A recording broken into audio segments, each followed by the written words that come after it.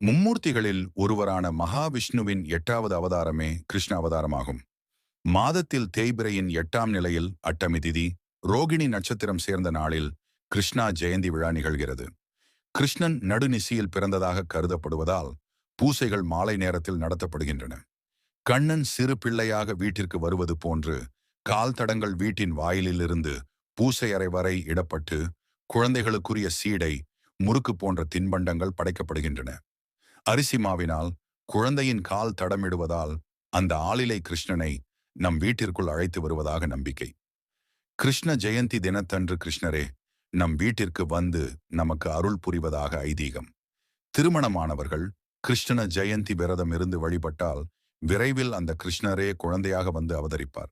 சிறு பிள்ளைகளுக்கு கிருஷ்ண லீலைகளையும் அவர் செய்த குறும்புகளையும் கதையாக சொல்ல வேண்டும். கிருஷ்ண ஜெயந்தியை காலை நேரத்தில் வழிபடுவதை விட மாலை நேரத்தில் வழிபடுவதே சிறந்ததாகும். கிருஷ்ண ஜெயந்தி தினத்தன்று நாள் முழுவதும் விரதம் இருந்து மாலை வேளையில் பூஜையை தொடங்கி இரவு முழுவதும் பூஜை செய்து மறுநாள் காலையில் பூஜை நிறைவு செய்து கிருஷ்ணருக்கு நெய்வேத்தியமாக படைத்தவற்றை முதலில் சாப்பிட்டு பூஜையை நிறைவு செய்ய வேண்டும். ஜெய் ஸ்ரீ கிருஷ்ணா.